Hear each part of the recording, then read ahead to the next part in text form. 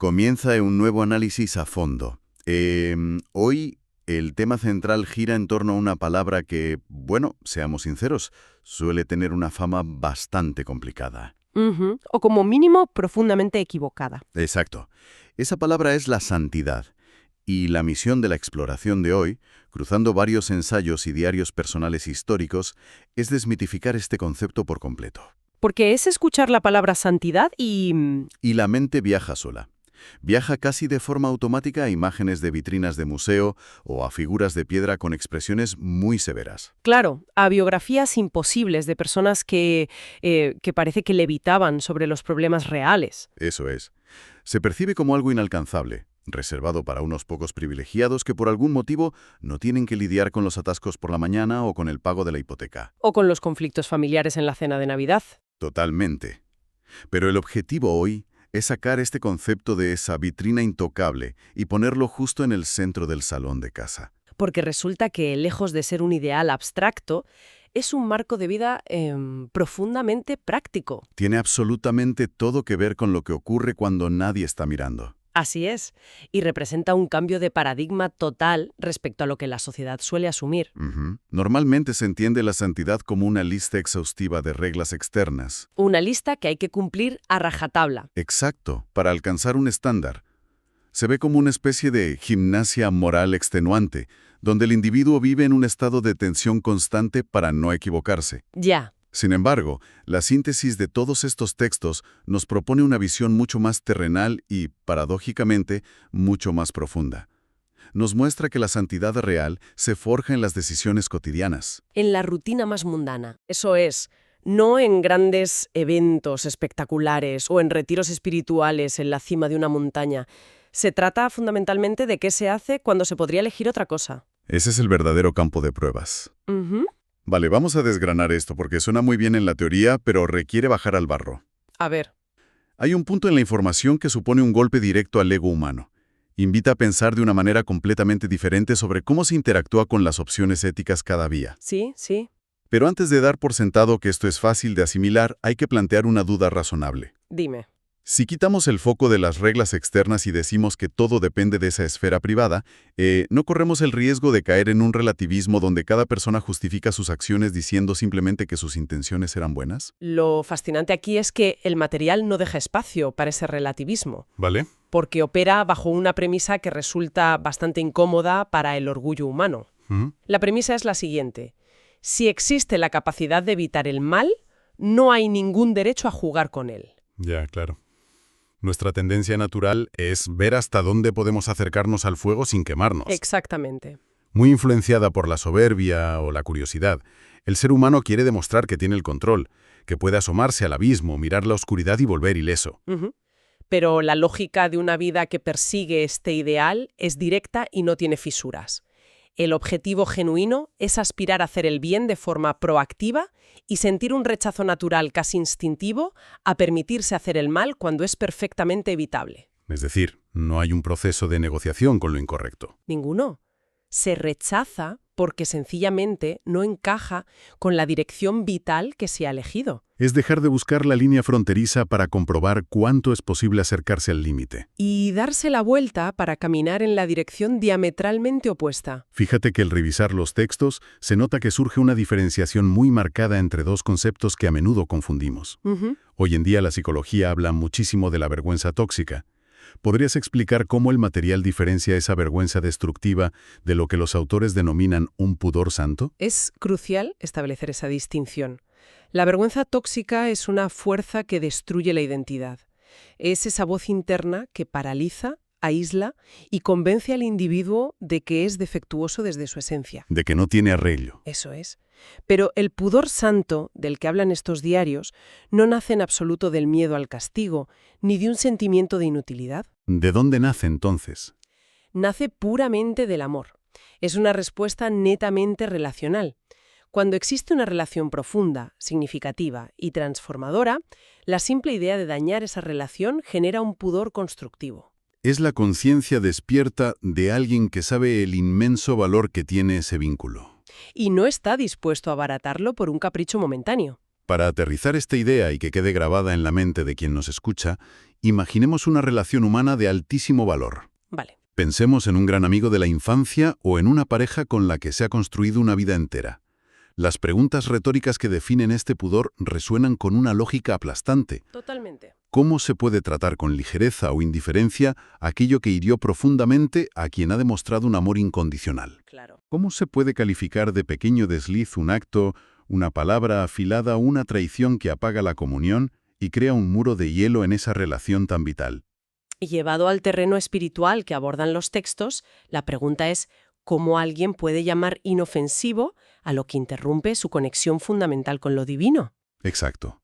No es una cuestión de cumplir un código penal. Es una cuestión de lealtad afectiva. Sí, señor. Y esto nos lleva a una conclusión que marca un punto de inflexión absoluto para comprender la profundidad de este análisis. La conclusión es que esta santidad nunca, bajo ninguna circunstancia, tiene su origen en el comportamiento externo. Jamás empieza en comprarse una agenda más estricta o en obligarse a madrugar a las 5 de la mañana. Ni en ir marcando casillas en una interminable lista de tareas espirituales. Su génesis absoluta, su verdadero punto de partida, está en el afecto. Radica en la orientación del corazón. Es que si el corazón no se reorienta desde dentro, cualquier cambio de comportamiento externo es pura actuación. Es una fachada de cartón piedra. Que inevitablemente terminará desmoronándose bajo la presión, el cansancio o las crisis de la vida real. Es el equivalente a intentar cambiar el rumbo de un transatlántico gigantesco limitándose a pintar la cubierta de otro color. En lugar de bajar a la sala de máquinas y girar el timón. Tal cual. Y hablando de cambiar el rumbo de la vida diaria, esto nos introduce de lleno en el siguiente gran bloque. Porque seamos francos, la teoría filosófica suena preciosa un domingo por la tarde. Pero el martes por la mañana... Exacto. El martes por la mañana, cuando suena el despertador, llueve a cántaros y la bandeja de entrada del correo del trabajo está colapsada, la perspectiva cambia radicalmente. Vaya que sí cambia. Como proponen los textos que se viva todo esto en medio de la vorágine diaria. Ahí es precisamente donde entra en juego el concepto de desarrollar una mentalidad espiritual. Vale. En esencia, significa tener la capacidad de mirar hacia arriba mientras se camina por la pesada rutina de abajo. Hay una idea reveladora que sostiene que la batalla principal no se libra en la gestión del tiempo o en la agenda, sino en esa misma orientación del alma que mencionábamos. Pero esto requiere un equilibrio muy delicado. Mucho. No se trata en absoluto de desarrollar un desprecio por el mundo físico. La idea no es abrazar un dualismo donde se diga que todo lo material es intrínsecamente malo y solo lo etéreo es bueno. Consiste en vivir, trabajar e interactuar con el mundo material a pleno rendimiento. Sí, pero sin permitir que el mundo sea quien se sienta en el trono para gobernar y dictar los términos de paz del alma. Claro, pero fíjate que aquí hay un riesgo enorme de malinterpretación. A ver. Históricamente, a veces se ha pensado que consagrar los afectos enteramente a las cosas de arriba, a lo eterno, significa abandonar por completo las responsabilidades presentes. Ya, como si la persona viviera permanentemente en una nube de incienso. Ignorando las facturas acumuladas, desatendiendo su carrera o descuidando a su propia familia. Y es fundamental aclarar que la propuesta es justo la contraria. Totalmente. No significa vivir en negación del presente. Significa ordenar las prioridades de una manera tan radical que transforme el presente. Darle a lo trascendente el primer lugar en la mente sirve, irónicamente, para que la vida actual no se convierta en una tirana que acabe asfixiando a la persona. Efectivamente. Para lograr eso, la eternidad tiene que dejar de ser vista como un concepto filosófico abstracto. O como el final de un poema bonito. Exacto. Tiene que convertirse en lo que los textos denominan un peso real.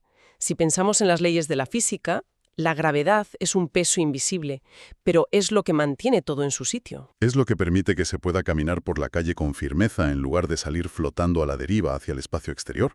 De manera muy similar, la eternidad actúa como esa gravedad, como un ancla que endereza la postura vital.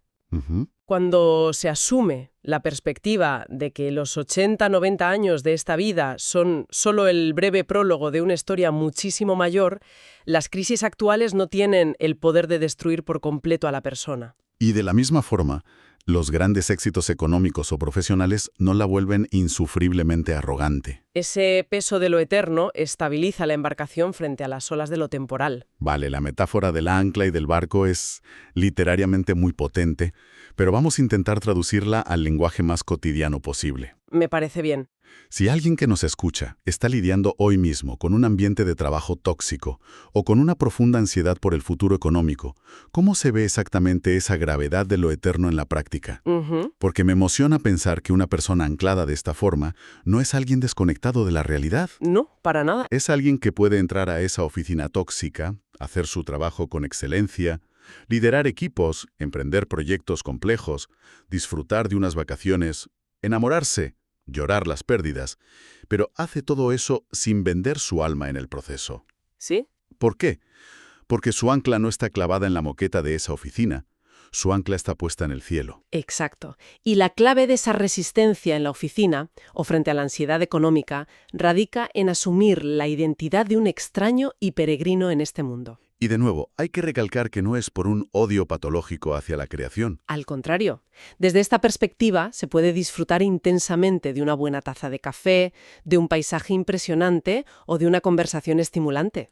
Sabiendo disfrutar el momento, pero con la profunda convicción de que el hogar definitivo es otro. Y adoptar esta identidad otorga una libertad psicológica y emocional absolutamente colosal. Libera al individuo de la necesidad obsesiva de exprimir cada segundo de esta vida, exigiendo que le proporcione una satisfacción plena, perfecta y duradera. Exigirle al mundo que nos dé la felicidad absoluta es pedirle algo que francamente no tiene capacidad de dar. Cuando dejamos de pedirle al mundo que funcione como si fuera el paraíso, por fin podemos empezar a disfrutar del mundo por lo que realmente es. La síntesis de esta actitud resulta brillante en su equilibrio. Se camina con una tremenda ligereza frente a todo lo que es pasajero. Sabiendo que el dolor de hoy o el aplauso de mañana no durarán para siempre. Pero a la vez, se camina con una profunda y solemne seriedad frente a lo eterno. Y aquí es donde la cosa se pone realmente interesante. A ver, Porque este caminar no se describe como un sendero de sufrimiento estoico, donde el individuo aprieta los dientes, frunce el ceño y simplemente aguanta hasta el final. Los diarios y reflexiones muestran que ocurre una transformación real y tangible de los placeres. ese es el punto clave. Lo que antes entretenía a la persona pero la dejaba vacía y fría por dentro, de repente pierde todo su atractivo magnético. Y el corazón empieza a deleitarse de forma natural con aquello que realmente lo enciende y lo llena de vida. Esa es la auténtica prueba de fuego, la evidencia innegable de que los afectos han sido transformados. Las fuentes de disfrute cambian de forma drástica. ¿Cómo se ve eso en la práctica? Pues si analizamos las disciplinas espirituales clásicas a través de este prisma, el cambio es evidente. Para alguien que opera desde el paradigma antiguo de la obligación y las reglas, detenerse a orar es una carga pesada. Una cuota más que pagar en la lista de tareas. Pero en este nuevo marco afectivo, la oración deja de ser un deber impositivo para convertirse en un refugio genuino y anhelado. Un espacio donde el alma por fin respira. Sumergirse en textos sagrados o filosóficos deja de ser una pesada lectura académica para transformarse en un alimento indispensable para afrontar el día. Y reunirse con una comunidad o congregación pasa de ser un mero evento social en el calendario a ser un verdadero hogar espiritual, un espacio seguro de pertenencia. Es comparable a lo que ocurre cuando alguien cambia radicalmente su dieta. Totalmente. Quien lleva años acostumbrado a consumir comida ultraprocesada, llena de azúcares y aditivos, al principio rechaza un plato de comida natural porque le sabe a poco. Claro. Pero a medida que su paladar se limpia y se desintoxica, descubre matices y sabores que antes era físicamente incapaz de percibir. Llega un punto en que esa antigua comida basura ya no le apetece en absoluto. De hecho, le genera rechazo. Así es. Y como bien apuntan las fuentes, la métrica definitiva de esta transformación se encuentra en la respuesta a una pregunta muy simple pero implacable. ¿Cuál? ¿Qué es lo que uno elige disfrutar cuando absolutamente nadie le está obligando a hacerlo? Esa pregunta es dura. Cuando se cierran las puertas, cuando no hay un jefe mirando, cuando no hay una reputación pública que mantener en redes sociales. Si en ese espacio de libertad absoluta el corazón corre instintivamente hacia la luz, ahí se ha gestado algo genuino. Operar así es mentalmente agotador.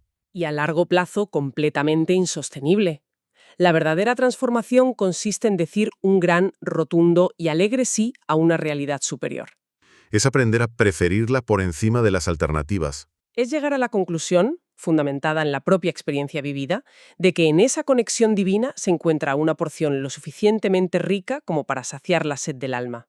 Ojo con esto, porque si afirmamos que los afectos internos cambian de forma tan radical, entiendo que la forma de evaluar el entorno en el día a día también tiene que actualizarse. Claro. ¿Qué nueva métrica o regla de medir propone este marco de pensamiento para tomar decisiones cotidianas? Porque no podemos seguir usando los mismos criterios de siempre. Esto plantea una pregunta importante, porque efectivamente todo esto exige adoptar una regla de medir completamente nueva para valorar el mundo. Ujú. La métrica antigua evaluaba las cosas por cuánto brillaban en el escaparate del éxito social, por el nivel de estatus que otorgaban o por el placer inmediato que producían. ¿Y la nueva métrica? La nueva métrica evalúa todo exclusivamente en función de cuánto acerca al individuo a esa luz, a esa verdad que ha decidido amar. Vamos a desglosarlo, porque las implicaciones prácticas son enormes y aplican a todos los ámbitos. A ver, En primer lugar, las relaciones interpersonales. Una relación, ya sea de amistad o profesional, demuestra tener un valor real si empuja a la persona hacia la integridad y fomenta su crecimiento interior. no si la arrastra a la superficialidad. Exacto. En segundo lugar, los hábitos cotidianos. Un hábito es valioso únicamente si fortalece la paz mental y la coherencia, en lugar de erosionarla lentamente. Totalmente. Permíteme añadir a esa lista los lugares y las oportunidades, porque hoy en día es crítico. Un entorno físico o incluso un entorno digital como una red social solo vale la pena si no apaga la conciencia. Si no sume a la persona en un estado de letargo donde olvida lo que realmente importa. Y respecto a las oportunidades laborales o de negocio, bajo esta nueva regla de medir, ¿un ascenso o un contrato es verdaderamente bueno? Sí, y solo sí, no exige que la persona venda sus principios éticos o sacrifique su paz interior a cambio del éxito. Sí. Pero hay que ser muy cuidadosos para no generar un malentendido aquí. Cierto. Adoptar este filtro tan riguroso no equivale a vivir paralizado por el miedo, Encerrado en una burbuja de cristal. temiendo que cualquier contacto con el mundo exterior suponga una contaminación irreversible. No estamos abogando por la paranoia. En absoluto. De hecho, es todo lo contrario a la paranoia. Es vivir con los ojos completamente abiertos. Es desarrollar un discernimiento agudo y maduro. Es alcanzar el nivel de honestidad necesario para no catalogar como inofensivo un pequeño hábito diario que en realidad está enfriando la empatía por dentro. Es no llamar peccata minuta a un pequeño compromiso ético que de forma casi imperceptible va desviando la trayectoria vital. Volviendo a la imagen del abismo que mencionábamos al principio, no se trata de hacer malabares en el mismísimo borde del precipicio, justificando la imprudencia con un simple, bueno, al fin y al cabo, todavía no me he caído. Claro, quien valora profundamente su vida, su estabilidad y su destino, ni siquiera coquetea con acercarse al borde si no hay una necesidad real que lo justifique. Exacto. Para comprender hasta qué punto esta postura cala en lo más hondo del ser humano, resulta fascinante observar el lenguaje que utilizaban figuras históricas que encarnaron esta mentalidad. Las expresiones del rey David en sus textos son probablemente la muestra más cruda y hermosa de un corazón que ha sido conquistado sin reservas. Hay frases suyas que resultan impactantes por su intensidad. Como cuando escribe, «Está mi alma apegada a ti». O cuando declara, «Mi porción es Jehová». Fíjate la fuerza de la palabra apegada. Es muy potente. No está diciendo de forma fría, estoy intelectualmente de acuerdo con tu sistema filosófico o tu código de conducta. Está diciendo, mi alma está apegada. Describe una fusión de voluntades. Un anhelo visceral, una necesidad casi biológica de mantener esa conexión. Y ese lenguaje desvela el gran secreto de todo este complejo asunto de la santidad. Subraya que el secreto definitivo no es la represión moral. Ni el repetirse constantemente frente al espejo, tengo que esforzarme por ser mejor persona. O tengo que superar mi propio récord de buenas acciones semanales. El núcleo, el motor inagotable que lo impulsa todo, es ese apego. La unión inquebrantable. Es la búsqueda de una cercanía íntima y el cultivo de una dependencia amorosa que acaba transformando la naturaleza del individuo de adentro hacia afuera, de una forma que ninguna lista de reglas podría lograr jamás. Y si conectamos este concepto del apego con el panorama general de las luchas que todos enfrentamos contra las malas decisiones, los vicios o las distracciones destructivas, se revela una dinámica extraordinaria. Si conectamos esto con el panorama general, vemos algo fascinante. Si la identidad de una persona no depende de su cuenta bancaria ni de cuántos aplausos recibe en su sector profesional, el mundo entero pierde su capacidad de chantajearla. Las tácticas habituales de manipulación de la sociedad moderna, que se basan en crear falsas necesidades, dejan de funcionar. Dejan de funcionar en alguien cuya identidad está asegurada en un terreno que no cotiza en bolsa. Exactamente. Cuando el alma encuentra esa porción suficiente que mencionaba David, cuando se sacia en una fuente de agua genuina y limpia, todo el brillo artificial del ruido externo se desvanece. Pero es importante ser realistas. Esto no significa que las tentaciones, las frustraciones o los impulsos desaparezcan por arte de magia. El mundo físico sigue operando igual. Claro. Pero la tentación sufre un golpe letal, pierde su gran poder de promesa. El mal, o la decisión destructiva, ya no tiene la misma facilidad para vender una felicidad barata o un alivio rápido. Porque el individuo ya ha experimentado en su interior un nivel de gozo, de paz y de coherencia muchísimo más alto, complejo y duradero. Como decíamos con la metáfora de la comida, el paladar ha cambiado irreversiblemente. Es literalmente como intentar convencer a alguien que está bebiendo agua fresca de un manantial de montaña para que pague por un vaso de agua estancada y turbia. Sencillamente no hay color. Y hay un efecto secundario de todo este proceso interno que resulta paradójico, especialmente para la mentalidad moderna, tan centrada en el ego. Lejos de crear individuos altivos, soberbios, o que se pasean por la vida creyéndose superiores moralmente a sus vecinos, este camino engendra una humildad genuina y profunda. La verdadera cercanía a este ideal jamás produce orgullo. No permite que nadie se ponga medallas, ni se contemple en el espejo como si fuera el trofeo supremo de la perfección humana. Así es. De hecho, el efecto es el contrario. Produce una vigilancia muy tierna y compasiva sobre el propio corazón. Fomenta una disposición a reconocer el error con rapidez. A pedir perdón sin excusas cuando se falla. Y mantiene viva un hambre constante, nunca del todo saciada, por seguir creciendo hacia esa luz. Tiene toda la lógica del mundo. Quien decide permanecer cerca de una fuente de luz inmensa y pura, inevitablemente verá con mucha más claridad el polvo y las sombras de su propia ropa.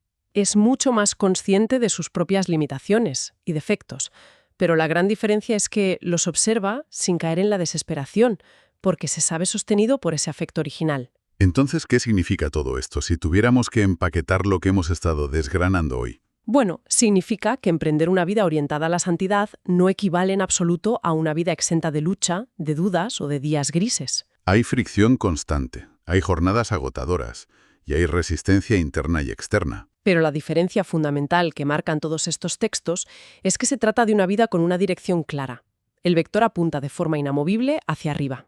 Hacia esa conexión trascendente, hacia el hogar definitivo. De hacer el bien, de esforzarse en el trabajo, de cuidar a la familia y de elegir lo correcto en la oscuridad, no es ganar un amor transaccional. No se trata de acumular puntos en una tarjeta de fidelidad cósmica para convencer a la divinidad de que nos quiera un poco más. Todo parte de la premisa de que ese amor incondicional ya ha sido otorgado de forma gratuita. Y como respuesta a ese regalo, nace desde lo más profundo del ser humano un deseo ardiente, casi feroz, de no entristecer, de no fallarle a quien le ha amado de esa manera.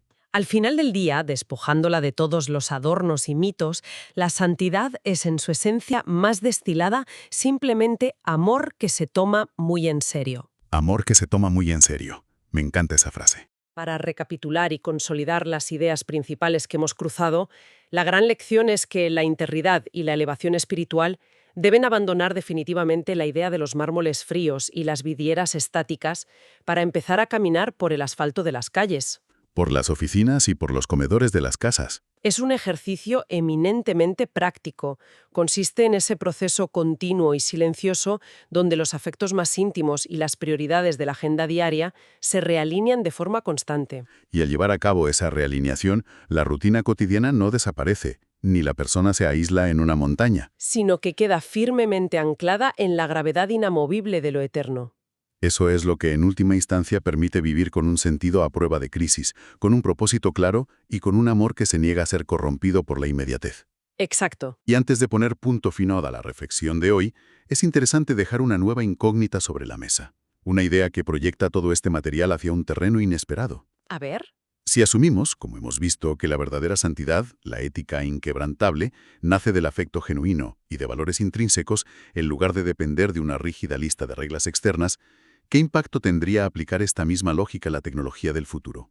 Vaya, eso es un salto interesante. Pensemos por un momento en las inteligencias artificiales complejas que estamos diseñando en la actualidad.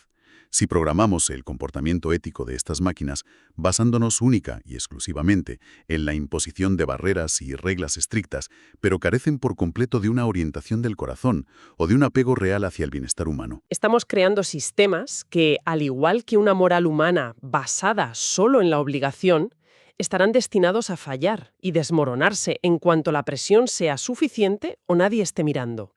Es un paralelismo fascinante para meditar. Sin duda. Para que nos escuche ya, la invitación queda abierta a seguir investigando y tirando de estos hilos. Es vital mantener siempre la mente despierta, conservar esa curiosidad insaciable por entender lo que hay debajo de los conceptos establecidos y seguir cuestionando las respuestas fáciles. Nos encontraremos en nuestra próxima inmersión hacia nuevas ideas. Hasta pronto. Ha sido un placer analizar todo esto. Hasta la próxima exploración. Muchísimas gracias por acompañarnos hoy. Nos vemos en el próximo episodio. Gracias, hasta pronto.